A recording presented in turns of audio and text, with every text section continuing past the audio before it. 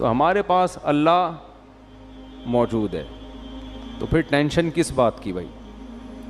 بس ٹینشن یہ ہے کہ اللہ فوراً سنتا نہیں ہے. لوگ یہ کہتے ہیں ادھر مانگو ادھر جواب تو آتا نہیں ہے. میں نے جمعے کے بیان میں کہا تھا نا کہ مانگتے کچھ ہیں، جس کو مانگا تھا اس کے بچے ہم کو ماموں کہہ رہے ہیں. تو لوگ کہتے ہیں دعائیں قبول کہاں ہوتی ہیں. چلو جس کو مانگا تھا وہ نہیں ملی تو بھی ٹھیک ہے، دعا رد ہو گئی. وہ کسی اور کو مل گئی اور ٹینشن، اس کے بچے بھی ہو گئے، یہ اس سے بڑی ٹینشن.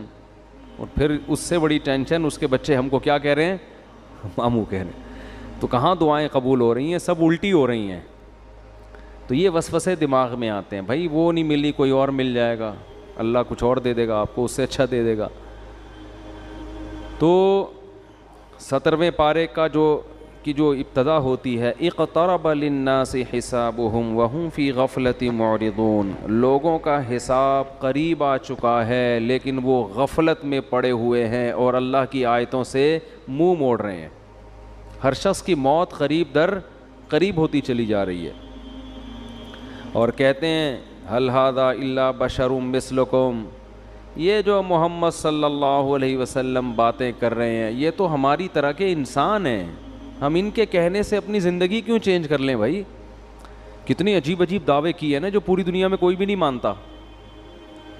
جو بھی آپ کو نہ ماننے والوں میں، کہ تم مر کے مٹی ہو کے ختم نہیں ہوتے، تم زندہ ہوگے، حساب و کتاب دینا ہے. تو یہ بہت بڑا دعویٰ ہے. تو اللہ فرماتے ہیں لوگ کہتے ہیں کہ یہ بشر ہیں تمہاری طرح کے، افتأتون السحر، اے لوگو تم اس جادوگر کی پیروی کرتے ہو. یعنی محمد صلی اللہ علیہ وسلم کو کیا کہتے تھے؟ جادوگر. وانتم تبصرون، تم تو بصیرت رکھتے ہو. یہ تو کلام پڑھ پڑھ کے لوگوں کے دلوں پہ حکومت کر رہے ہیں، تو جادو ہے معاذ اللہ. اللہ فرماتے ہیں وما ارسلنا قبلک الا رجالا نوحی الیہم، بھائی ہم نے جتنے پیغمبر بھیجے سارے مرد بھیجے ہیں، انسان بھیجے ہیں. آج تک کوئی پیغمبر ایسا نہیں ہے جو ہماری طرح کا انسان نہ ہو، کوئی اور مخلوق ہو. یہ پہلی دفعہ تھوڑی ہوا ہے. اس صورت میں اللہ نے توحید کو بہت زیادہ بیان کیا اور ابراہیم علیہ السلام کا واقعہ بہت اہتمام سے بیان کیا اس صورت میں. پہلے میں ابراہیم علیہ السلام کا مختصر واقعہ بیان کرتا ہوں، پھر دوسرے پیغمبروں کا جو اللہ کے ساتھ معاملات ہوئے. وَلَقَدْ آتَيْنَا إِبْرَاهِيمَ رُشْدَهُ مِن قبل، ہم نے ابراہیم کو پہلے ہی سے ہدایت دی تھی. ابراہیم اپنے والد اور اپنی قوم سے کہنے لگے مَا هَذِهِ التَّمَاثِيلُ الَّتِي أَنْتُمْ لَهَا عَاكِفُونَ، یہ کیا تصویریں ہیں جن کے سامنے تم ہر وقت مستنڈے بنے ہوئے بیٹھے رہتے ہو. مستنڈے کا لفظ میں استعمال کر رہا ہوں، ایسے گردن جھکا کے ان کے ادب احترام میں بیٹھے رہتے. تصویروں میں ایسا ہی ہوتا ہے نا، لوگ اپنے پیروں کی تصویریں لگاتے ہیں، بت بھی ایک تصویر ہی ہوتی ہے. تو بڑی حقارت سے کہا یہ کیا ہے؟ صبح شام ان کے سامنے جھکتے ہو اور مٹھائیاں لا کے رکھ رہے ہو، اور وہ جو کرتے ہیں نا ہندو لوگ صبح شام پتہ نہیں کیا کیا کر رہے ہوتے ہیں، سیوا کر رہے ہو، ان کی بتیاں جلا رہے ہو. یہ کیا ہے؟ یہ ان کی اوقات کیا ہے؟ جب بھی کسی کے پاس کوئی بات کی دلیل نہیں ہوتی نا تو اس کو دلیل سے بات سمجھ میں نہیں آتی. آپ اس شے کی تحقیر کریں گے تو بات سمجھ میں آئے گی. جیسے میں عاملوں کے بارے میں کہتا ہوں، ابے یہ کیا ہے؟ یہ بیکار جاہل قسم کے لوگ ہیں. یہ پٹھان ہوٹل سے 2 پراٹھے تو لا نہیں سکتے، یہ سنگ دل محبوب تمہارے قدموں میں لا کے ڈالیں گے. یہ جو دلیل ہے نا، اسٹائل، اس سے ان عاملوں کی عظمت دل سے نکل جاتی ہے. اگر عقل مند ہوگا آدمی، عقل مند نہیں ہوگا تو پھر وہ تو پھر سمجھاتے رہو ساری زندگی. ابے ان پرچیوں میں کیا رکھا ہوا ہے جو تم گلے میں کالے کالے پٹے لٹکا کے گھومتے ہو؟ کل ایک صاحب اچھے بھلے موٹے تازے ہٹے کٹے، ان کے گلے میں نے ایک تعویذ دیکھا. میں نے ان سے کہا یہی اسٹائل تھا میرا، یہ کیا لٹکایا ہوا ہے یار، کالا پٹا ہندوؤں کی طرح. کہتے ہیں بھائی جائز تعویذ ہے. میں نے کہا جائز ناجائز کی بحث میں نے کی آپ سے؟ اچھا لگ رہا ہے یہ کالا پٹا گلے کے اندر لٹکایا ہوا یہاں پہ؟ چھوڑو، سنت پر عمل کرو. نبی رات کو سورہ فلق سورہ ناس پڑھ کے دم کیا کرتے تھے. جائز ناجائز کی بحث میں تو میں پڑھ ہی نہیں رہا نا. یہ اچھا لگ رہا ہے، یہ میں تو یہ پوچھ رہا ہوں، یہ اچھا لگ رہا ہے؟ یہ کیا پٹے گلوں میں ڈالے ہوئے ہیں؟ جانوروں کے گلے میں پٹے ہوتے ہیں، یا مشرکوں کے گلے میں پٹے لگتے ہیں، وہ کالے دھاگے نیلے دھاگے، لوگوں کو دیکھا ہوگا نا اپنے انگوٹھے پہ الگ دھاگا باندھا ہوا ہے، ادھر الگ دھاگا، ادھر امام ضامن، ادھر کچھ ادھر کچھ. او بھائی نیٹ کلین سیدھے سادے گھومو، کوئی ٹینشن ہو اللہ سے دعا مانگو، ختم. اور سنت کو فالو کرو. سنت میں کیا ہے؟ رات کو سونے سے پہلے چاروں قل پڑھ کے دم کر لیا، آیت الکرسی پڑھ لی، سورہ بقرہ کا آخری حصہ پڑھ لیا، بس. اب بھی اگر جن آ رہا ہے تو اس کا مطلب یہ ہے کہ وہ جو ہے نا اب آئے گا لازمی. وہ جن نہیں ہے، وہ کوئی اور چیز ہے وہ ٹھیک ہے نا. تو نہیں آئے گا جن چڑیل بھوت انشاءاللہ. یہ ان تعویذ گنڈے والوں کے زیادہ آتے ہیں جن چڑیل بھوت. تو میرا بھی یہی اسٹائل ہوتا ہے، کیا گلے میں جاہلوں کی طرح پٹے ڈال کے. وہ کہتا ہے کیا ناجائز ہے؟ وہ بھائی ناجائز کا فتویٰ میں نہیں دے رہا، لیکن یہ اچھا لگ رہا ہے آپ کے گلے میں تو چھوڑو اس کو، اٹھا کے پھینکو. ہمارے گلے میں دیکھا کبھی کوئی پٹا؟ اللہ کا شکر ہے ہمارے بچوں کے گلے میں کوئی پٹا نہیں ہے، کچھ بھی نہیں. آرام سے ہنسی خوشی الحمدللہ، اللہ زندگی دے رہا ہے، اللہ کرے ایسا ہی ہو. اور عاملوں کے خلاف اتنا بولنے کے باوجود آج تک کوئی عامل ایسا نہیں ہے کوئی جن چڑیل بھیج کے مجھے کوئی نقصان پہنچا سکے. ان کم بختوں کے پاس کچھ ہے ہی نہیں. یہ تو بزدل لوگوں کے لیے اللہ نے ان لوگوں کو پیدا کیا ہے.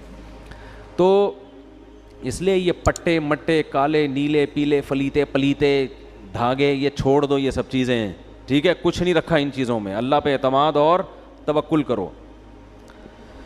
اچھا بھائی، تو ابراہیم علیہ السلام نے فرمایا ما ہذہ التماثیل، یہ کیا تصویریں ہیں بھائی تمہارے ہاتھوں کی بنائی ہوئی. تو قوم جواب میں کہنے لگی کہ وجدنا آباءنا لہا عابدین، بھائی ہماری پرمپرا ہے یہ. آپ ہندوؤں سے کہیں نا ان بتوں کی کیوں عبادت کرتے ہو؟ تو وہ جواب میں کہتے ہیں بھائی یہ جب ہم ہندو گھر میں پیدا ہوئے ہیں تو ہمارا خاندان اور ہمارا مذہب ہمیں گاڈ کی طرف سے کیا ملا ہے؟ یہی ملا ہے، تو اللہ ہم سے اسی پہ خوش ہے. یہ دلیل درست نہیں ہے. ایک عیسائی سے میں نے پوچھا یار تم کیوں اس مذہب کو فالو کرتے ہو؟ اس نے کہا کہ اگر اللہ کو مجھے مسلمان بنانا تھا تو اللہ مجھے مسلم گھر میں پیدا کر دیتا. جب اللہ نے مجھے کرسچن پیدا کیا ہے اس کا مطلب وہ اسی پہ خوش ہے. میں نے کہا اچھا بھائی. میں نے کہا اس کا مطلب ایک آدمی چوری کرتا ہے، آپ اس سے کہتے ہو کہ چوری کیوں کرتے ہو؟ وہ کہتا ہے میرا خاندان ہی چور ہے. میں کس گھرانے میں پیدا ہوا؟ چوروں کے گھرانے میں. میرے ابا مسجد سے چپل چراتے ہوئے پکڑے گئے تھے، ماموں گھنٹی بجاتے ہوئے پکڑے گئے تھے، اور خالہ سٹا لگاتے ہوئے پکڑی گئی تھیں. تو ہمارا تو خاندان ہی کیا ہے. تو اللہ کو اگر مجھے نیک بنانا تھا تو مجھے ڈاکوؤں کے گھر میں پیدا نہ کرتا. تو یہ دلیل درست ہوگی؟ تو جیسے عملی خرابی ہوتی ہے اسی طرح نظریے کی بھی خرابی ہوتی ہے. تو باپ دادا کی وجہ سے نہ عملی خرابی اختیار کرنے کی اجازت اور نہ نظریاتی خرابی. ہاں باپ دادا اگر خاندانی ہو پھر ان کو فالو کرنے کا حکم ہے. اس لیے کہ بہت سے لوگ نا یہ آیتیں ہمارے خلاف فٹ کر رہے ہوتے ہیں کہ تم اپنے باپ دادا کو مانتے ہو، ابو حنیفہ امام شافعی کو فالو کرتے ہو نبی کو چھوڑ کے. نبی کو چھوڑ کر ابو حنیفہ کو فالو کرنا ممکن ہی نہیں ہے، کیونکہ ابو حنیفہ اور نبی کا راستہ ایک ہی ہے. یہ ہے کہ قرآن و سنت کا ایک مطلب آپ نے سمجھا اور ایک مطلب ابو حنیفہ نے. ابو حنیفہ کی سمجھ پہ پوری امت گواہی دیتی ہے کہ وہ مجتہد تھے، آپ کی سمجھ پہ 4 آدمیوں کے علاوہ کوئی بھی نہیں مانتا. تو ایسے مجتہد کو فالو کرنا یہ قرآن و سنت ہی کو فالو کرنا ہے. ہاں مجتہد کی کوئی بات قرآن و حدیث کے خلاف ثابت ہو جائے اس میں مجتہد کو فالو کرنا جائز نہیں ہے، لیکن یہ ثابت ہر نتھو پتھو کا کام نہیں ہے. آپ اپنی عقل کی کمی کی وجہ سے یہ سمجھ رہے ہوتے ہو کہ ابو حنیفہ کا قول حدیث کے خلاف ہے. اصل میں آپ کی سوچ اور آپ کا علم کیا ہوتا ہے؟ ناقص ہوتا ہے. تو آپ اس کو تھوپ رہے ہوتے ہو پوری دنیا پر.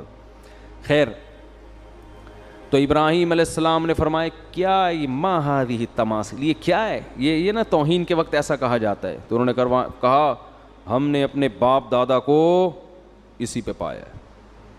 تو ابراہیم علیہ السلام نے فرمایا لقد کنتم انتم، بے شک تم بھی، و آباؤکم تمہارے ابے دادے بھی، فی ضلال مبین کھلی ہوئی گمراہی میں پڑے ہوئے تھے. اب پوری قوم ایک طرف، اکیلے ابراہیم ایک طرف. قالوا وجئتنا بالحق ام انت من اللاعبین، انہوں نے کبھی اتنے اسٹریٹ فارورڈ اپنے بتوں کے خلاف سنا نہیں تھا، فرسٹ ٹائم وہ یہ سن رہے تھے کیونکہ جس ماحول میں ابراہیم علیہ السلام پیدا ہوئے نا، وہاں تو سارے بتوں کی عبادت کرنے والے، ہمیشہ بتوں کا نام احترام سے لینے والے، بھگوان پہ چڑھاوے چڑھانے والے. فرسٹ ٹائم انہوں نے اتنا کانفیڈنس کے ساتھ یہ بات سنی تھی کہ تم بھی اور تمہارے باپ دادے بھی کیا ہیں غلط. تو وہ جواب میں کہتے ہیں اجئتنا بالحق ام انت من اللاعبین، اے ابراہیم آپ مذاق تو نہیں کر رہے ہمارے ساتھ؟ بعض دفعہ انسان مذاق میں ایسا بولو نا کہہ دیتا. ان کو اندازہ نہیں تھا کہ کوئی سیریسلی بھی ایسا کوئی بات کر سکتا ہے. اس سے پتہ چلتا ہے ماحول کیسا انسان کو تباہ کرتا ہے. سب ایک ہی گیت گانے لگتے ہیں بیٹھ کے. کیا آپ مذاق کر رہے ہیں؟ یہ حق پر ہیں. ابراہیم نے فرمایا نا میں مذاق نہیں کر رہا. ربکم رب السماوات والارض، تمہارا رب یہ نہیں ہے، وہ ہے جس نے آسمانوں اور زمین کو بنایا. وَأَنَا عَلَىٰ ذَلِكُم مِّنَ الشَّاهِدِينَ، اور میں اس پر گواہ ہوں، میں گواہی دیتا ہوں کہ یہ خدا نہیں ہے. خدا کون ہے؟ جس نے آسمانوں اور زمینوں کو بنایا. اور پھر کہنے لگے وَتَاللَّهِ لَأَكِيدَنَّ أَصْنَامَكُمْ. ایک تدبیر سوچی انہوں نے، یہ دل میں کہا انہوں نے کہ یہ لوگ، وہ تو کئی سال سمجھاتے رہے نا، قرآن تو مختصر واقعہ بیان کرتا ہے، سمجھاتے رہے ان کے سمجھ میں نہیں آیا. تو حضرت ابراہیم کے دل میں آیا کہ ایک ورک شاپ کرواتا ہوں میں ان کو. ٹھیک ہے نا، کیا کرواتا ہوں؟ ایک پراپر ورک شاپ، ایک پریکٹیکل کر کے میں ان کو دکھاتا ہوں. تو ابراہیم علیہ السلام نے کیا کیا، انہوں نے سوچا کہ جس دن یہ لوگ تہوار منانے جائیں گے، ان کا کوئی تہوار آتا تھا اس میں سب اکٹھے ہوتے تھے. یہ بھی عجیب بات ہے، ہر قوم تہواروں میں اکٹھی ہوتی ہے اور مسلمان عید کے دن ہر ایک اپنی اپنی مسجد میں اخپل طریقے سے نماز پڑھا رہا ہے. حالانکہ ہمیں تو زیادہ بڑا اجتماع کرنا چاہیے نا. یہ بھی ایک عجیب سا کام ہو رہا ہے مارکیٹ میں. تو انہوں نے کہا کہ میں دل میں کہا تاللہ لأکیدن اصنامکم، میں تمہارے بتوں کی گت بناؤں گا. انہوں نے کہا جب جو ہے نا پریکٹیکل کر کے دکھاؤں گا پھر شاید ان کو عقل آ جائے. تو وہ قوم کہیں تہوار میں جانے لگی. حضرت ابراہیم سے کہا آپ بھی چلیں. انہوں نے فرمایا انی سقیم، میری طبیعت ٹھیک نہیں ہے. تو یہ جو کہا نا طبیعت ٹھیک نہیں ہے، تو یہ بظاہر تو جھوٹ ہے لیکن حقیقت میں جھوٹ نہیں تھا. ان کی نیت یہ تھی کہ ان بتوں کو دیکھ دیکھ کے میری طبیعت خراب ہو رہی. اس کو توریہ کہتے ہیں کہ آپ ایک لفظ بولتے ہیں اس کا مطلب آپ کچھ اور لیتے ہیں اور سامنے والا کچھ اور، یعنی ذو معنی لفظ استعمال کرنا. تو حضرت ابراہیم نے ذو معنی لفظ استعمال کیا، میری طبیعت خراب ہے. انہوں نے کہا چلو ٹھیک ہے آپ آرام کریں، ہم چلے جاتے ہیں. تو پھر کیا کیا، فَجَعَلَهُمْ جُذَاذًا إِلَّا كَبِيرًا لَهُمْ، سب کو ٹنڈا اور لنجا کر دیا. انہوں نے گئے نا ان کے جو بھی ان کا بت خانہ ہوگا اس کے اندر بہت سارے بت تمیز سے رکھے ہوئے تھے. یہ روزی دینے والا، یہ اولاد دینے والا، یہ شادی کرانے والا، یہ کوئی شادی کر کے پھنس گیا تو اس کو اس مصیبت سے نکالنے والا. مختلف قسم کے بتوں کی ورائٹیز تھیں. ابراہیم علیہ السلام نے جا کے، بڑی ہمت کی بات ہے، پوری قوم میں اکیلے یہ کام کر رہے ہیں. تو کسی کے کان کاٹ دیا، کسی کے ہاتھ کاٹ دیا، لنگڑا کنا بنا دیا کسی کو. تو یہ سارا کام کرنے کے بعد جب وہ لوگ واپس، اچھا بہت ابراہیم علیہ السلام نے ذہانت یہ کی کہ جو ان میں سب سے بڑا مستنڈا تھا نا اس کے گلے میں کڑھالا لٹکا دیا.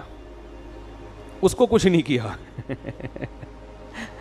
اس کے گلے میں کیا کر دیا، کلہاڑا لٹکا دیا. تو جب وہ واپس لوٹے تو وہ اپنے بتوں کا حال دیکھ کے حیران ہو گئے. بھئی یہ ہمارے بت کو، ہمارے بھگوانوں کو، خداؤں کو ہو کیا گیا ہے؟ تو کہنے لگے من فعل ھذا بآلہتنا انہ لمن الظالمین، جس نے ہمارے خداؤں کے ساتھ یہ حرکت کی ہے وہ بہت بڑا ظالم ہے.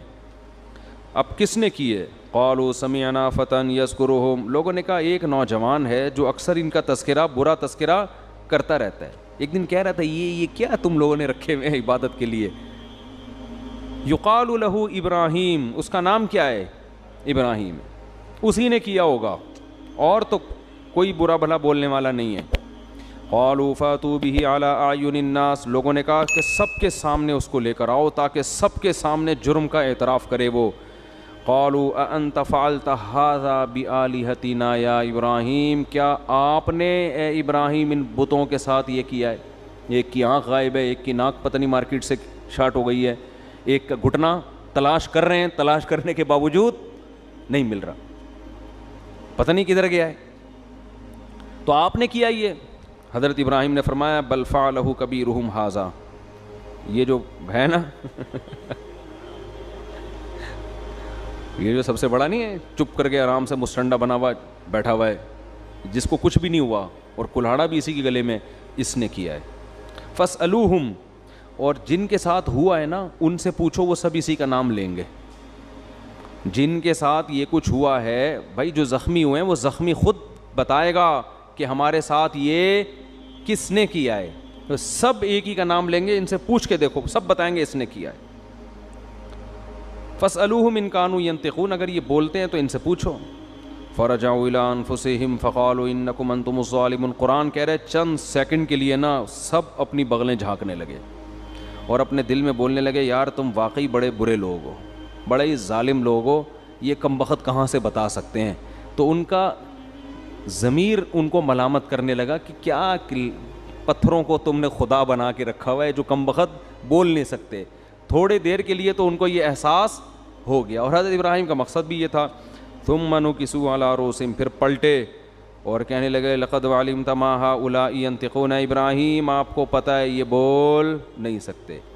دیکھو حضرت ابراہیم یہ عمل کروا کے نا ان کی زبان سے نکلوانا چاہ رہے تھے کہ یہ کسی کام کے نہیں ہے, یہ کسی کام کے نہیں ہے. یہ تبلیغ کا بڑا خاندانی طریقہ تھا, لیکن آپ کسی ہندو کے مندر میں جا کے اس طریقے پر عمل نہ کریں, وہ آپ کو بھی ٹنڈا اور لنجا بنا سکتا ہے. پھر لوگ آپ سے پوچھ رہے ہوں, ان سے بتوں سے کوئی نہیں پوچھے گا کون کس نے کیا, آپ سے لوگ پوچھ رہے ہوں گے آپ کے ساتھ یہ کس نے کیا. تو وہ ابراہیم تھے, وہ اللہ کے پیغمبر تھے, وہ انہی پہ جچتا تھا. آپ اپنی حیثیت کے مطابق ہنسی خوشی زندگی گزاریں جیسے گزر رہی ہے, ٹھیک ہے نا, بس تبلیغ کر دیا کریں محبت کے ساتھ. تو فرجعوا الی انفسہم ہاں قال افتعبدون من دون اللہ ما لا ينفعکم شیئا ولا یضرکم. حضرت ابراہیم نے فرمایا تو کیا تم ایسوں کی عبادت کرتے ہو جو نہ تمہیں نقصان پہنچا سکتے ہیں اور نہ تمہیں نفع, جو اپنا دفاع نہیں کر سکتے, وہ تمہارا کیا کریں گے. اف لکم ولما تعبدون من دون اللہ, تف ہے تمہارے اوپر. کیسا انداز ہے دیکھو تبلیغ, تف ہے تمہارے اوپر, اور جن بتوں کی تم عبادت کرتے ہو ان پہ بھی تف ہے, کسی کام کے نہیں ہے یہ. تو جواب میں کیا, باطل آدمی کے پاس دلائل تو ہوتے نہیں, دھمکیاں ہوتی ہیں. تو کہنے لگے حرقوہ وانصروا آلہتکم, لوگو ابراہیم کو جلاؤ اور اپنے خداؤں کی حفاظت کرو. خدا تو خود بندوں کی حفاظت کرتا ہے, ادھر کس کی حفاظت ہو رہی ہے, بھگوانوں کی حفاظت ہو رہی ہے. اللہ فرماتے ہیں قلنا یا نار کونی بردا وسلاما علی ابراہیم, آگ میں ڈالا گیا, ہم نے آگ کو حکم دیا ہے آگ ابراہیم پر ٹھنڈی اور سلامتی والی ہو جا. اللہ نے ابراہیم علیہ السلام کو بچا لیا اور ابراہیم علیہ السلام نے علاقہ چھوڑ دیا, کیونکہ اب وہ سمجھ گئے کہ یہ لوگ ماننے والے نہیں ہیں. علاقہ چھوڑا. اللہ نے آپ کو کیا نعمت دی, وَنَجَّيْنَاهُ وَلُوطًا إِلَى الْأَرْضِ الَّتِي بَارَكْنَا فِيهَا لِلْعَالَمِينَ. آپ کے بھانجے حضرت لوط بھی آپ پر ایمان لے آئے, دونوں چلے گئے برکت والی زمین ارض شام میں. لوط علیہ السلام کو وہاں ایک قوم کی طرف اللہ نے بھیجا, اور اللہ فرماتے ہیں وَوَهَبْنَا لَهُ إِسْحَاقَ, ہم نے ابراہیم کو ہبہ کر دی, ایک گفٹ میں اسحاق ایک بیٹا دے دیا. وَيَعْقُوب, اور بیٹے کے بعد پوتا بھی انہی کی زندگی میں دے دیا یعقوب. وَكُلًّا جَعَلْنَا صَالِحِينَ, اور سب کو ہم نے نیک بنایا. اور پھر اللہ نے نوح علیہ السلام کا تذکرہ کیا, پھر اللہ نے سلیمان اور داؤد علیہ السلام کا مختصر تذکرہ کیا, اور پھر اللہ نے ایوب علیہ السلام کا تذکرہ کیا. وَأَيُّوبَ إِذْ نَادَى رَبَّهُ أَنِّي مَسَّنِيَ الضُّرُّ. حضرت ایوب علیہ السلام بہت طویل عرصے بیمار رہے ہیں, بہت شدید تکلیف میں. اللہ فرماتے ہیں گڑ گڑا کے اللہ سے دعائیں مانگی, اے اللہ مجھے مصیبت پہنچی ہے, انت ارحم الراحمین, تو سب سے زیادہ رحم کرنے والا. دیکھو اللہ کا ہر ایک کے ساتھ معاملہ دوسروں سے مختلف. اگر یہ بیماریاں, ٹینشنیں, پریشانیاں اللہ کے عذاب ہوتے تو پیغمبروں کو ملتے ہی. حضرت ایوب کی تو زندگی کا بہت بڑا حصہ کس میں گزر گیا, بیماری میں, اور اسی بیماری میں آپ کے بچے بھی آپ سے, بچوں کی بھی موت ہو گئی.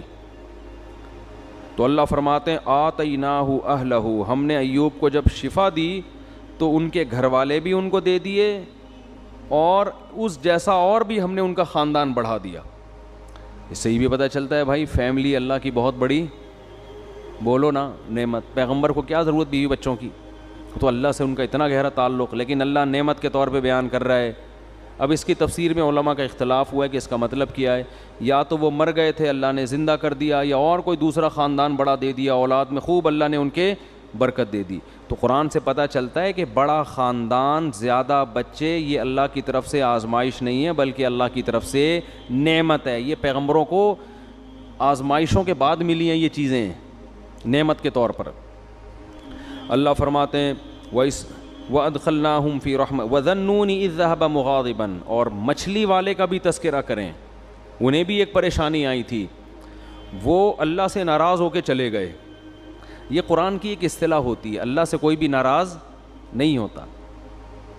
اور کیا قرآن کہہ رہا ہے فَظَنَّ أَن لَّن نَّقْدِرَ عَلَيْهِ، یا یہ بھی ہو سکتا ہے قوم سے ناراض ہو کے، غضبناک ہو کے کہ میری قوم ایمان نہیں لا رہی ہے۔ فَظَنَّ أَن لَّن نَّقْدِرَ عَلَيْهِ، یہ سمجھ بیٹھے کہ جیسے ہمیں ان پر قدرت ہی نہیں ہے۔ حضرت نوح علیہ السلام یونس علیہ السلام اپنی قوم کو تبلیغ کر رہے تھے، جب مایوس ہو گئے نا تو حضرت یونس کو لگا کہ اب ان پر عذاب آئے گا اور یہ ہلاک ہو جائیں گے، تو اللہ کے خوف سے بستی چھوڑ کر نکل گئے۔ اللہ کے علم میں یہ بات تھی کہ جب یہ قوم عذاب دیکھے گی تو توبہ کر لے گی، یہ قوم عذاب دیکھے گی تو کیا ہوگا؟ دوسری قومیں تو عذاب دیکھ کے بھی مذاق اڑاتی تھیں۔ قوم عاد نے کیا کہا تھا؟ پیغمبر نے کہا کہ یہ بادل ہیں جو پتھر برسائیں گے، انہوں نے کہا نہ بادل پتھر تھوڑی، بارشیں ہوں گی، مزہ آئے گا، انجوائے کریں گے ہم۔ وہ کہہ رہے ہیں عذاب آ رہا ہے، وہ کہہ رہے ہیں نہیں۔ تو قرآن کہہ رہے صرف یونس علیہ السلام کی واحد قوم ایسی قوم ہے جس نے جب عذاب دیکھا تو فوراً اس نے کیا کر لی؟ توبہ۔ ابھی عذاب کا کوڑا برسا نہیں تھا، عقل مند لوگ تھے اور یہ ڈر گئے تھے کہ پیغمبر ہمارے درمیان نہیں ہے، کوئی اب مسئلہ نہ ہو جائے، تو اللہ نے ان سے عذاب کو دور کر لیا۔ پھر اللہ نے حضرت یونس کی گرفت کی کہ آپ میری پرمیشن کے بغیر بستی چھوڑ کر نکلے کیوں؟ تو پھر قرآن اپنے انداز میں ڈانٹ لگاتا ہے، تو اس کا یہ مطلب نہیں ہوتا کہ وہ نافرمان تھے یا واقعی اللہ کا ان پہ غضب ہوا، ایسا کچھ نہیں ہے۔ یہ اللہ کا جلال ہے نا، اللہ کا انداز، کلام کا انداز ہے۔ اللہ فرماتے ہیں یونس یہ سمجھے اللہ نقدر علیہ کہ ہم ان کو پکڑ ہی نہیں سکیں گے، حالانکہ یونس ہرگز ایسا نہیں سمجھے۔ اگر وہ ایسا سمجھتے تو وہ تو اسلام سے خارج ہو جاتے نا، لیکن عمل سے ایسا لگ رہا تھا گویا وہ یہ سمجھ رہے ہیں کہ ہم ان کو پکڑیں گے نہیں اس پہ۔ تو اس لیے علماء ان آیات کی تعویل کرتے ہیں دوسری آیات کی روشنی میں، یہ آیتیں اپنے ظاہر پر نہیں ہوتی۔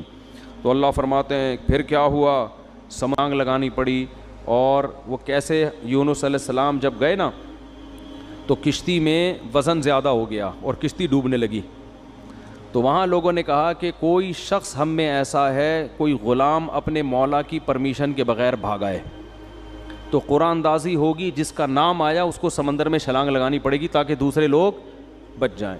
تو نام کس کا آیا؟ یونس علیہ السلام۔ کیا آزمائش ہے یار، ساری زندگی تبلیغ کی ہے بھائی۔ یعنی میں آج کل دینداروں کی بات کر رہا ہوں کہ جو نماز پڑھتے ہیں، روزہ رکھتے ہیں، کہتے ہیں یار ہم تو اتنے نیک لوگ ہیں، نہ کبھی۔ پرسوں کیا ہوا، میں آپ کو دلچسپ واقعہ سناؤں۔ میں کسی کام سے صدر کی طرف رات کو جا رہا ہوں 2 بجے، راستے میں ہوٹل میں ہم نے کہا کہ چلو کھانا کھاتے ہیں، بھوک بہت سخت لگ رہی تھی، کھانا نہیں کھایا ہوا تھا۔ تو ہوٹل میں جب میں بیٹھا تو ایک صاحب آئے، گھنٹہ انتظار کیا نا میرا انہوں نے کہ یار آپ کھانا کھاؤ تو میں نے آپ سے ایک سوال پوچھنا، اور بڑی عقیدت میں نے کہا چلو بیچارے اتنی دیر سے بیٹھے ہوئے ہیں، کھانا ہم نے تسلی سے کھایا، آ کے مجھ سے ملے، السلام علیکم۔ وعلیکم السلام، خیریت سے ہیں جی؟ الحمدللہ۔ بڑی خوشی ہوئی، میں نے کہا ماشاء اللہ۔ کہتے ہیں ایک سوال پوچھنا ہے آپ سے۔ یہ کوئی غیبت کی بات نہیں ہے، نہ کوئی اس میں ٹینشن کی بات ہے۔ مجھے کہنے لگے کہ میں ساری زندگی ایمانداری سے میں نے ملازمت کی ہے، کبھی کسی کا 1 روپیہ نہیں دبایا، لیکن میرے پاس اتنی غربت ہے کہ میرے پاس گھر جانے کا کرایہ بھی نہیں ہے۔ تو یہ ایماندار لوگوں کے ساتھ ایسا کیوں ہوتا ہے؟ اور مجھے اس سوال کا صحیح جواب چاہیے۔ میں نے کہا بھائی بعض دفعہ ہوتا ہے، اللہ کی طرف سے آزمائش ہوتی ہے، عموماً تو ایسا نہیں ہوتا، ایماندار لوگوں کے مال میں اللہ برکت دیتا ہے، لیکن کبھی کبھار اللہ کی طرف سے آزمائش بھی آتی ہے اور بے ایمان لوگ ترقی بھی کر جاتے ہیں۔ پھر میں نے مثال دی سابق صدر کی، میں نے کہا ایمانداری کا عالمی ریکارڈ قائم کیا ہے، مگر آپ دیکھو پیسہ ہے کہ آیا ہی چلا جا رہا ہے. آئے پوری اسٹیل میں ایک چمچ اسٹیل کا کھا سکتے ہیں آپ؟ ہیں بھائی، ایک چمچ ہم اسٹیل کا چبا نہیں سکتے، اور بعض لوگ پوری پوری اسٹیل ملیں کھا گئے ہیں. تو میں نے کہا دیکھو یہ تو اللہ کی طرف سے. مجھے کہتے ہیں جواب درست نہیں ہے، کہتے ہیں آپ کے جواب سے میں بالکل بھی مطمئن نہیں ہوا. پھر میں نے یہ بات ان کو سمجھائی، کہہ رہے ہیں آپ کے جواب سے میں بالکل مطمئن نہیں ہوا، السلام علیکم آپ جا سکتے ہیں. میں نے کہا بھائی میرے پاس تو یہی جواب تھا، وعلیکم السلام، اپنا خیال رکھیے گا. خیر انہوں نے مجھ سے معذرت بھی کی کہ اگر آپ کو تکلیف ہوئی تو معذرت چاہتا ہوں. تو یہ ہمارے ہاں بہت سے دینداروں میں ہے کہ ہم نماز بھی پڑھ رہے ہیں، ہم تو ایمانداری سے نہ کسی کا دل دکھاتے ہیں، نہ یوں کرتے ہیں نہ یوں کرتے ہیں، پھر بھی آزمائشیں آ رہی ہیں. تو بھائی یونس علیہ السلام کو دیکھو، ساری زندگی تبلیغ کی ہے اور نکلے بھی اللہ کے خوف سے. یعنی اس لیے نہیں کہ تبلیغ چھوڑ کے معاذ اللہ بھاگ رہے ہوں، بھائی اللہ کا عذاب نہ آ جائے. تو اللہ کا عذاب تو ایسی چیز ہے کہ اس سے تو بھاگنا ہی چاہیے، لیکن نتیجہ کیا نکل رہا ہے؟ نام کس کا آ رہا ہے قرآن اندازی میں؟ حضرت یونس کو تو سوچنا چاہیے تھا کہ اللہ جب میں تیری ساری زندگی میں نے تبلیغ کی ہے اور اب عذاب آ رہا ہے تو میں بھاگ رہا ہوں، تو کنوینس کا انتظام کس کے ذمہ ہے بھائی؟ اے اللہ کم از کم بائی روڈ کا انتظام کر دے، یا بائی ایئر کا انتظام کر دے، یا شپ کا کوئی انتظام کر دے. یہ انتظام تو تیرے ذمہ. اپنے کرایہ خرچ کر کے میں کشتی میں بیٹھ رہا ہوں اور وہ کشتی کیا ہو رہی ہے؟ ڈاماڈول ہو رہی ہے. تو اس وقت ان کو خیال آیا ہوگا کہ کشتی میں ڈوبنے کا خطرہ ہے، کوئی بات نہیں، دوسرا کوئی بندہ یہاں سے اترے گا، ہم تو بچیں گے کیونکہ ہم تو اللہ کے پیغمبر اور بہت نیک. عجیب بات، کسی کا نام نہیں آ رہا. نام بھی کس کا آیا ہے؟ یونس. تو اب جب نام آیا تو بھی اللہ سے شکایت نہیں کہ یہ کیا ہو رہا ہے میرے ساتھ. کنوینس کا اللہ نے کوئی انتظام بھی نہیں کیا پراپر ہے بھائی، اور ایسی کشتی میں بٹھوا دیا جو اب کیا کر رہی ہے؟ ڈوب رہی ہے. اور اللہ نے تو مجھ سے بڑے بڑے وعدے کیے تھے، اور اب اتنے درجنوں لوگوں میں نام کس کا آ رہا ہے؟ میرا. کچھ بھی نہیں ہے. چلو سمندر میں چھلانگ لگائیں گے، کوئی پھٹا وٹا مل جاتا ہے، کہیں تیر کے آدمی چلا جاتا ہے، کچھ نہ کچھ دیر تو زندہ رہتا ہے نا. ادھر سمندر میں چھلانگ لگائی اور مچھلی منہ کھول کے کھڑی ہوئی ہے، لے بھائی مچھلی کے پیٹ میں. لیکن ایک حرف شکایت کا نہیں آ رہا. قرآن ہمیں یہ سب کیوں بتاتا ہے؟ اللہ سے اچھا گمان رکھو، ہر غلطی اپنے کھاتے میں ڈالو. ہر غلطی نہیں بھی ہو تو بولو میں غلط ہوں. ہر غلطی کس کے کھاتے میں؟ بھائی میں ہی غلط ہوں. مجھے یاد ہے ایک دفعہ ہم جب چھوٹے بچے تھے نا، اس وقت تبلیغ والوں میں بڑا جوش ہوتا تھا، اب بھی ہے لیکن وہ والا جوش رہا نہیں ہے. وہ بڑا جوش ہوتا تھا بھائی. وہ جب 3 دن کی جماعت آتی تھی نا، پورے محلے کو ہلا کے جاتی تھی. وہ ہر ایک کو لے کے، کوئی گٹر کے ڈھکن پہ بیٹھے ہوئے اس کو سمجھا رہے ہیں، ادھر لے آ کے چائے پلا رہے ہیں. بڑا اب بھی ہے لیکن ظاہر ہے جو چیز شروع میں ہوتی ہے اس میں جوش زیادہ ہوتا ہے. تو وہ بہت محنت تھی. تو کیا کہہ رہا تھا میں؟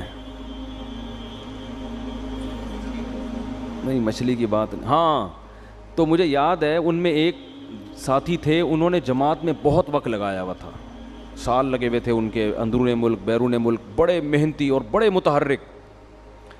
تو ایک دن وہ بس میں میرے ساتھ بیٹھ گئے، ہم سفر کرنے لگے. تو میں نے ان سے بات کی، میں نے کہا اللہ نے آپ سے بڑا کام لیا ہے، بہت کام لیا ہے، بہت لوگوں کو اللہ نے آپ کے ذریعے ہدایت دی. تو مجھے کہتے ہیں بھائی میں تو کام بگاڑنے والے لوگوں میں سے ہوں. تبلیغ میں کچھ لوگ ایسے لگے ہوئے ہیں جو کام کیا کر رہے ہیں؟ بگاڑ رہے ہیں. تو میں بھی انہی نالائقوں میں سے ہوں. مجھے ان کا یہ اسٹائل بڑا پسند آیا. میں نے کہا اتنا کام کر رہا ہے یہ بندہ، لیکن اگر ذرا سی کسی نے تعریف کر دی تو کیا کہہ رہے بھائی تبلیغ میں کچھ لوگ ایسے ہیں جو بیڑا غرق کر رہے ہیں تبلیغ کا. انہی بیڑا غرق کرنے والوں میں سے ایک میں بھی ہوں. اب کوئی بے وقوف ہوتا تو کہتے پھر نکل جاؤ تبلیغ سے، ٹھیک ہے نا. تو یہ تواضع ہے کہ بھئی ہم کیا کر رہے ہیں، ہم تو کام بگاڑنے والوں میں سے ہیں. تو اللہ کو یہی پسند ہے، دعوے اور بڑی بڑی باتیں نہیں کرنی چاہیے.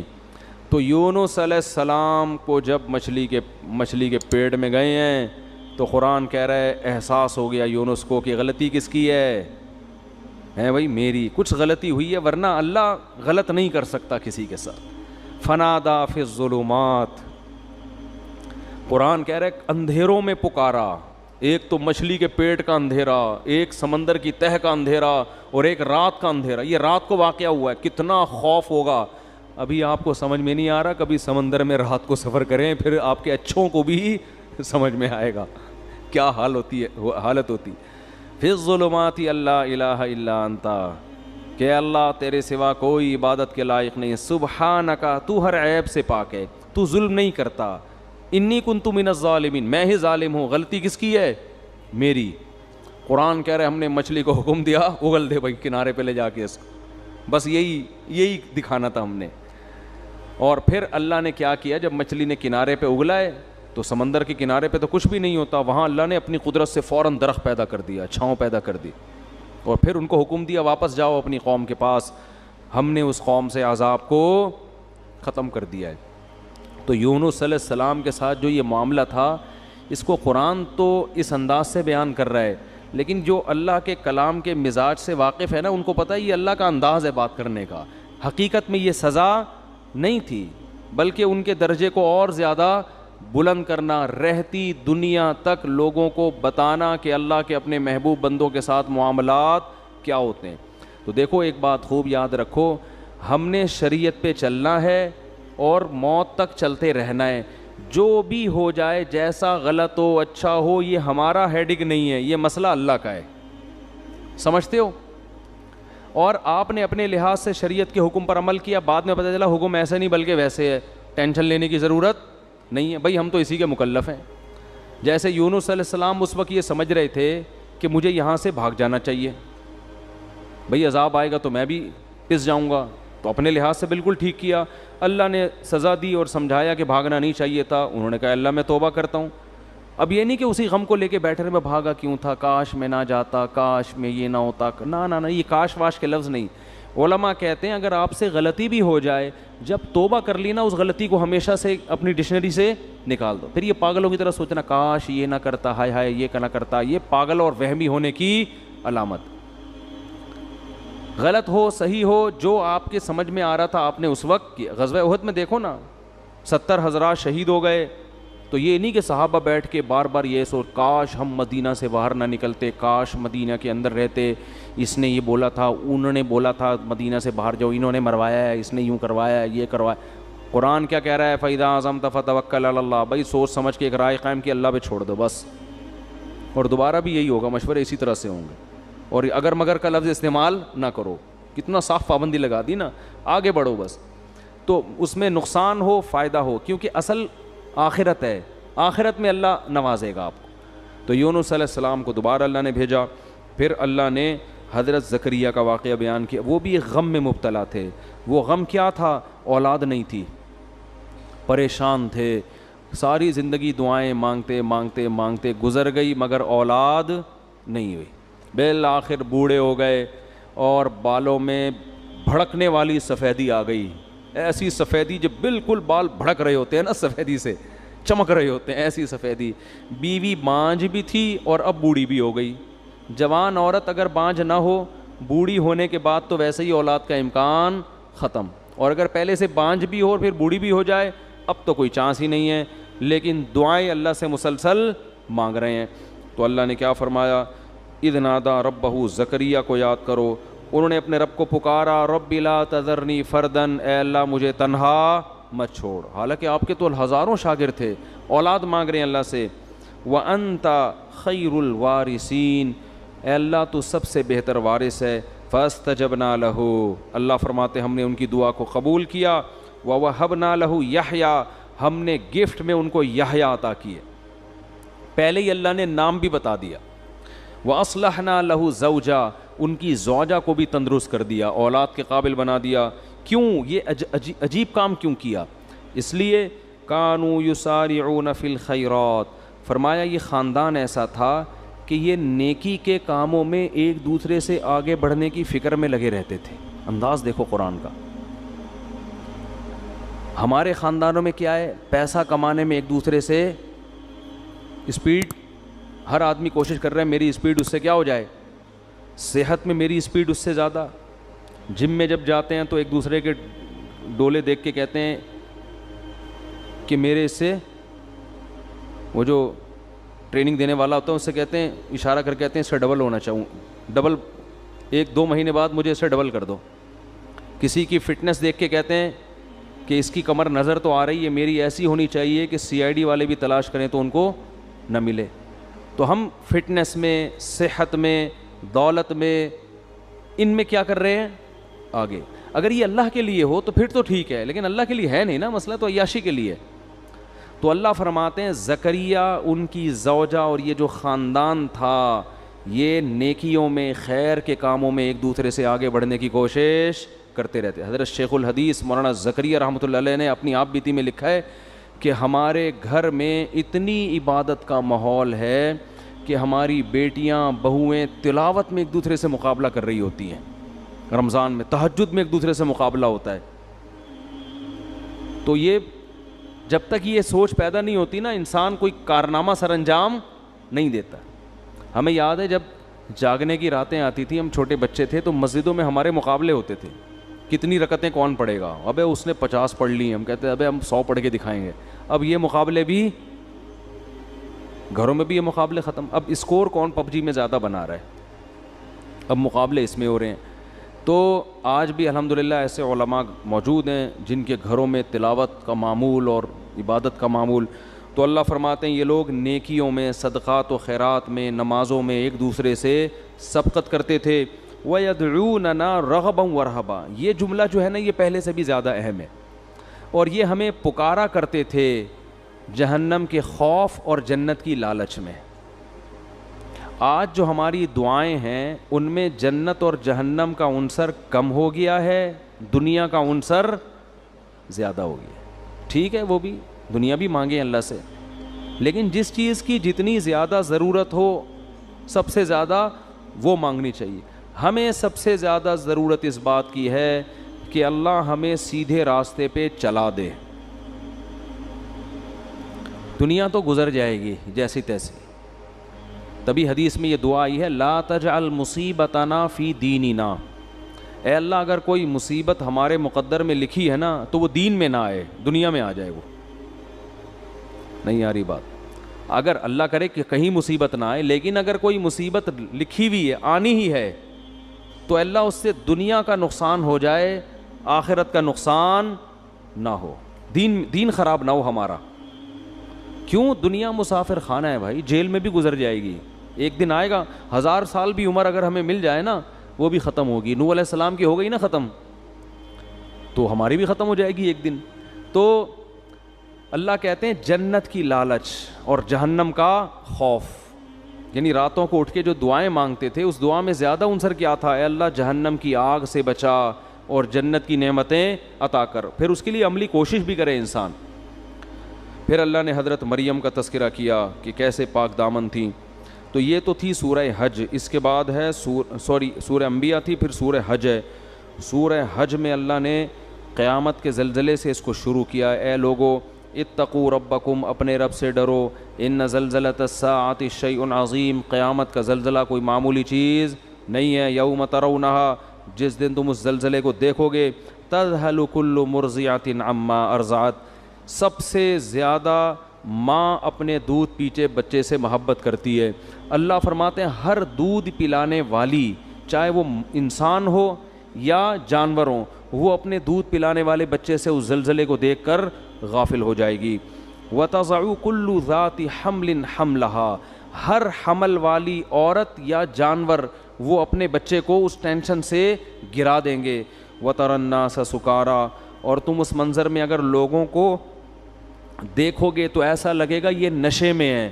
وَمَا هُمْ بِسُكَارَى, حالانکہ انہوں نے نشہ نہیں کیا ہوگا. وَلَكِنَّ عَذَابَ اللَّهِ الشَّدِيدُ, اللہ کا عذاب بہت سخت ہوگا. وَمِنَ النَّاسِ, آگے اللہ نے فرمایا یا ایھا الناس ان کنتم فی ریب من البعث, اے لوگو اگر تمہیں قیامت کے زلزلے اور اس کے بعد مرنا اور پھر مٹی ہو کے دوبارہ زندہ ہونے پر یقین نہیں ہے, تم یہ کہتے ہو کہ یہ خدا یہ کام کیسے کرے گا. فَإِنَّا خَلَقْنَاكُم مِّن تُرَابٍ, تو دیکھو ہم نے تمہیں مٹی سے بنایا ہے سب سے پہلے. کوئی یہ کہہ سکتا ہے یہ مٹی سے چلتے پھرتے انسان, دو آنکھیں دو کان, ناک, دل, دماغ, جگر, کھوپڑی, یہ سارا سیٹ اپ بن کے چلتا پھرتا پتلا, کوئی کہہ سکتا ہے یہ؟ فرمایا ہم نے مٹی سے بنایا، ثم من نطفۃ، پھر اس مٹی کو منی کے قطرے میں تبدیل کیا ہم نے، اس کو دیکھو کیسا عجیب ہے، ثم من علقہ، پھر وہ ماں کے رحم میں جمے ہوئے خون میں تبدیل ہو جاتا ہے، حالانکہ اس منی کے قطرے میں اور خون میں کوئی آپس میں مناسبت نہیں ہے۔ ماں روٹی کھاتی ہے اور اس کو ہم کیسے جمے ہوئے خون میں تبدیل کر دیتے ہیں، کتنا عجیب کام ہے کہ ثم من مضغہ، فرمایا پھر اس کو گوشت کا لوتھڑا بنا دیتے ہیں۔ بلڈ سے گوشت بنانا بھی کس کا کام ہے؟ اللہ۔ مخلقۃ غیر مخلقۃ، پھر کیا دوسرے مقام پہ اللہ نے فرمایا پھر ہم اس کے ہڈیاں اور اس کے اوپر گوشت چڑھا دیتے ہیں اور پھر تمہیں ماں کے بطن سے باہر نکال دیتے ہیں۔ وَنُقِرُّ ثُمَّ نُخْرِجُكُمْ طِفْلًا ثُمَّ لِتَبْلُغُوا أَشُدَّكُمْ، کمزور پیدا ہوتے ہو، پھر تمہیں پروان چڑھا کے لِتَبْلُغُوا أَشُدَّكُمْ، ایک دن جوانی کی دہلیز پہ قدم رکھتے ہو، تمہارے چال میں طاقت، تمہاری آواز میں طاقت، تمہارے بازو میں طاقت، تمہارے سوچنے سمجھنے میں طاقت۔ وَمِنْكُمْ مَنْ يُتَوَفَّى، کچھ لوگ تو جوانی میں مر جاتے ہیں، پھر اللہ کیا تصرف کرتا ہے؟ يُرَدُّ إِلَىٰ أَرْذَلِ الْعُمُرِ، کچھ لوگوں کو سخت بڑھاپے کی طرف ریورس کر دیتا ہے۔ لِكَيْ لَا يَعْلَمَ مِن بَعْدِ عِلْمٍ شَيْئًا، سب کچھ جانتے بوجھتے ہوئے بھی احمق اور بے وقوف بن جاتا ہے، وہ ایسا دماغ اللہ اس کا معاف کر دیتے ہیں۔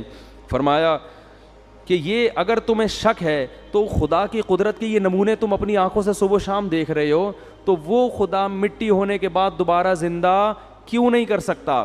اللہ کہتے ہیں ایک اور دلیل ہم دیتے ہیں، وَتَرَى الْأَرْضَ حَامِدَةً، زمین کو دیکھو کیسے مرجھائی ہوئی پڑی ہوئی ہوتی ہے، کھود کے دیکھو گے مٹی گوبر کے علاوہ کچھ بھی نہیں ملے گا۔ کوئی کہہ سکتا ہے اس میں پانی ڈالو تو یہ سب کچھ اگے گا؟ کچھ ہے ہی نہیں، نہ اس میں خربوزہ ہے، نہ تربوز ہے، نہ انار ہے، نہ انگور ہے، کچھ بھی نہیں نظر آئے گا اس میں تمہیں، لیکن تمہارے رب نے ایسے سافٹ ویئر اس مٹی کے اندر انسٹال کر دیے ہیں کہ فَإِذَا أَنزَلْنَا عَلَيْهَا الْمَاءَ، جیسے ہی ہم آسمان سے پانی اور برساتے ہیں، اہتزت، ایک دم زمین حرکت میں آنا شروع ہو جاتی ہے، وربت، اور اس کا سینہ پھٹنا شروع ہو جاتا ہے، وَأَنبَتَتْ مِن كُلِّ زَوْجٍ بَهِيجٍ، ہر طرح کے خوشنما درخت اور پھول بوٹے اور پھل وہ پیدا کرنا شروع کر دیتی ہے۔ اسی زمین سے کیسے پھول خوبصورت، کیسے جنگل آباد ہوتے ہیں۔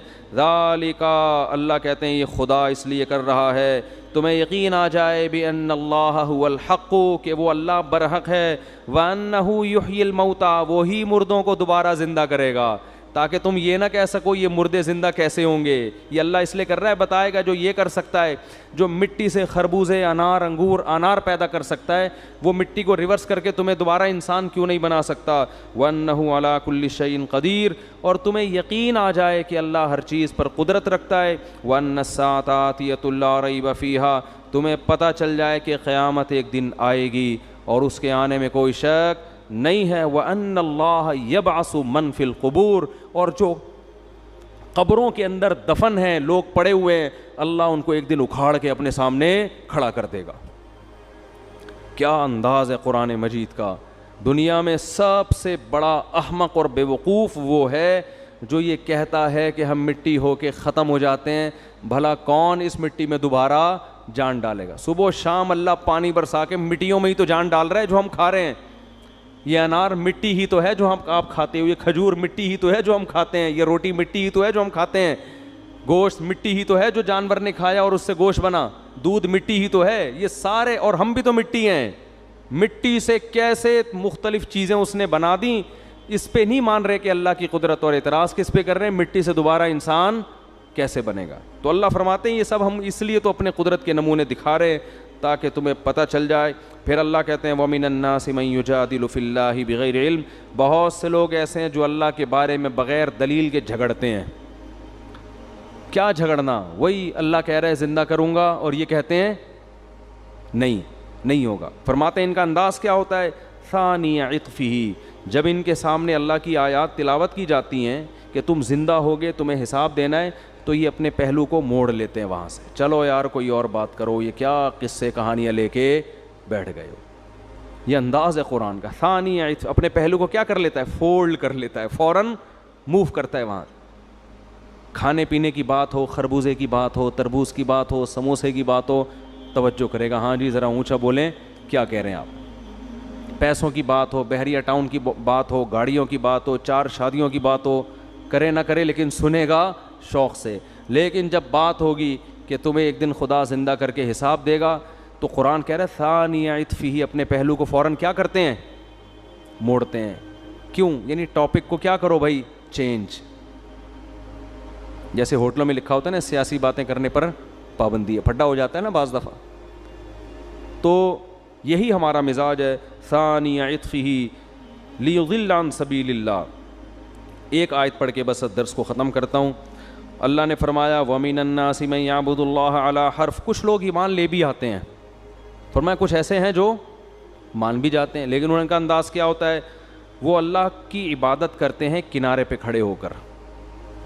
فَإِنْ أَصَابَهُ خَيْرٌ اطمأنَّ بِهِ. اگر اسلام میں فائدہ نظر آ رہا ہے، بہت زبردست مذہب ہے اسلام، واقعی اسلام پہ چلنا چاہیے. سمجھ میں آ رہی ہے بات؟ جب زکوٰۃ لینی ہو تو اسلام، کیونکہ اسلام نے زکوٰۃ کو فرض کیا، بہت اچھا حکم ہے، لائیے زکوٰۃ نکالیے، ٹھیک ہے نا.